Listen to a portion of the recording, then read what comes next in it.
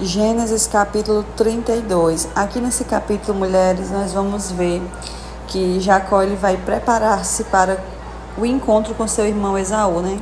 Esaú, depois de ser despedido com bênçãos pelo seu sogro, tudo em paz, ele seguiu viagem e os anjos do Senhor vieram ao encontro dele. E quando ele avistou, ele disse: esse é o exército de Deus. E ali ele nomeou aquele lugar de Manaim. É muito normal nós vermos que em cada lugar que aquelas pessoas, aqueles personagens bíblicos, eles estavam tendo certa experiência com Deus, eles nomeavam aquele lugar de acordo com a sua experiência, certo? Nós temos visto isso em quase todos os capítulos de Gênesis, né, mulheres? E aí Jacó vai mandar mensageiros adiante dele para ter com seu irmão Esaú. E lá ele vai dizer assim: vocês dirão o seguinte ao meu senhor Esaú: assim diz teu servo Jacó, morei na casa de Labão e com ele permaneci até agora. Tenho bois, jumentos, ovelhas, servos, servas. Envio agora esta mensagem ao meu senhor para que me recebas bem. Por que isso? Porque Jacó ele temia. Jacó naquela época, amadas, não tinha WhatsApp, não tinha telefone, então não tinha como a sua mãe, né, mandar mensagens, a não ser por um mensageiro. E pelo que nós podemos ver aqui com o comportamento e a preocupação de Jacó de mandar mensageiros à sua frente, talvez ele nunca tenha recebido nenhuma mensagem, né? Nenhum mensageiro foi até ele dizer que a fúria de seu irmão já tinha passado ou algo do tipo. Então a preocupação dele de preparar o terreno para a chegada, porque ele não sabia se a sede de vingança de Esaú lá atrás, quando ele teve que fugir, se ainda persistia. E aí ele vai se encher de medo, porque quando os mensageiros voltam, eles dizem assim: fomos até o seu irmão e ele estava indo ao seu encontro com 400 homens, né? Versículo 6. Então Jacó vai temer. A Bíblia vai dizer no capítulo 7, no versículo 7, que ele vai se encher de medo, vai se angustiar, e ali ele vai dividir toda a sua caravana em dois grupos, sendo que ele, as suas mulheres e os seus filhos, ele vai deixar atrás, né? Vai colocar um grupo na frente, andando a quilômetros de distância dele, para que aquele primeiro grupo se encontre primeiro com Esaú, né? E aí ele fica atrás, ele coloca os outros para ir na frente, tanto é que ele ainda dorme no lugar, para depois começar a seguir viagem, né? Para ter um intervalo entre um grupo e outro. Porque ele vai pensar assim: se Esaú vier e atacar um dos grupos, nós que estamos atrás poderemos escapar, né? Assim, então ele vai orar ao Senhor, ele vai dizer: meu Deus, foi o Senhor que me disseste para voltar à terra dos meus pais, né? Não sou digna da tua bondade, mas eu te livro, Senhor Deus, eu te rogo que o Senhor me livre das mãos do meu irmão, porque eu tenho medo que ele venha nos atacar, né? Versículo 11, nós vamos ver essa oração. E ali no versículo 13, depois de passar a noite, escolheu entre os seus rebanhos um presente para o seu irmão. Ele vai mandar 200 cabras, 20 bodes, 200 ovelhas e 20 carneiros, 30 fêmeas de camelo com seus filhotes, 40 vacas e 10 touros, 20 jumentas e 10 jumentos. E colocou cada rebanho ali sob o cuidado de um servo e disse: vão à minha frente, mantenham certa distância entre um rebanho e outro, e quando vocês chegarem, meu irmão Esaú, vocês digam, né? Vocês digam que é do servo Jacó e que é um presente meu para ele. E assim vai acontecer, irmãos. Eles vão à frente, certo?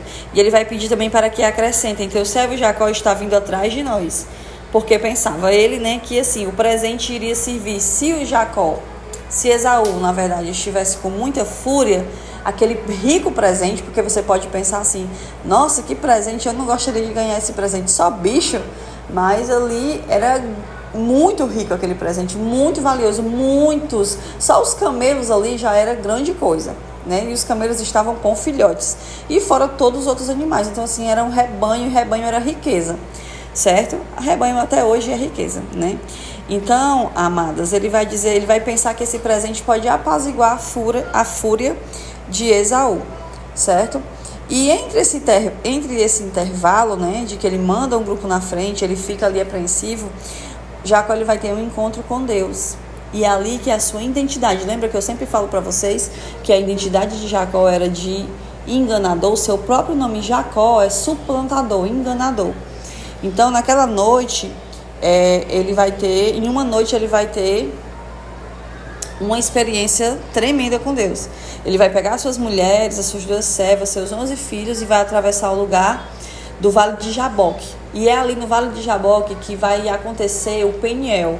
Eu não sei se você já escutou, algumas igrejas usam esse nome para fazer eventos, né? E esse nome Peniel significa o quê? Face a face com Deus, né? Um momento realmente tremendo com Deus, né? Onde é você e Deus, que foi o que aconteceu com Jacó, né? E ali, depois de ter atravessado todos, ele ficou por último.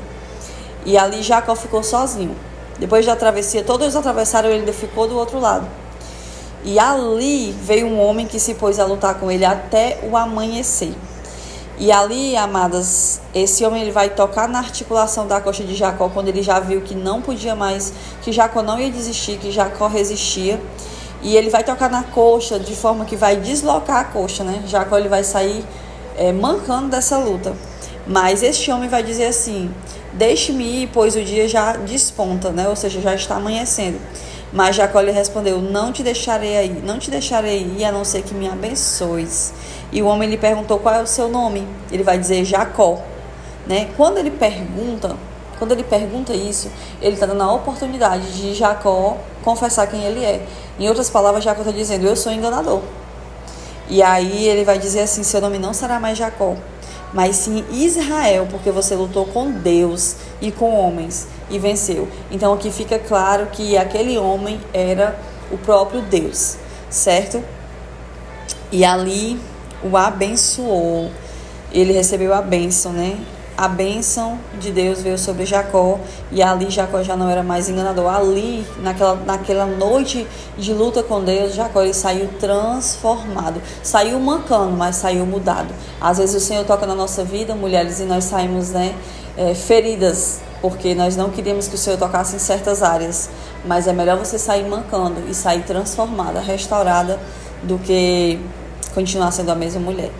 Tá bom? E aí, ao nascer do sol. E aí, outra pergunta, você pode dizer assim: Jéssica, mas ninguém pode ver a face de Deus. O próprio Moisés não viu a face de Deus, né? De forma que o Senhor passou pelas costas de Moisés. E aí você pode me perguntar aqui, se ele lutou com Deus, ele viu Deus? Ele viu a face de Deus? Não. Porque nós vamos ver aqui que no versículo 31 vai dizer assim: ao nascer do sol, atravessou Peniel, mancando por causa da coxa.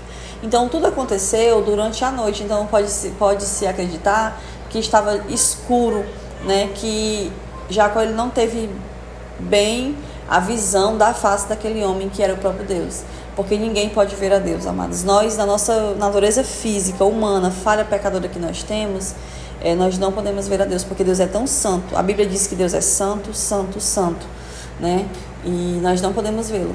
Nós não podemos vê-lo porque o ser humano ele não tem essa capacidade de contemplar tão grande santidade, né? Por isso que nós, para nos encontrarmos com o Senhor, teremos os nossos corpos glorificados, porque nesse corpo nós não podemos ter esse contato com Deus. Amém? E aí no versículo 32 vai dizer: por isso até o dia de hoje os israelitas não comem o músculo ligado à articulação do quadril, porque nesse músculo Jacó foi ferido.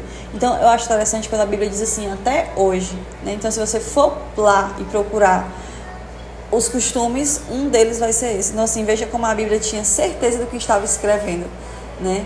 Os autores inspirados por Deus tinham tanta certeza que eles conseguiram afirmar uma coisa para milhares de anos depois, se nós quisermos comprovar, está lá.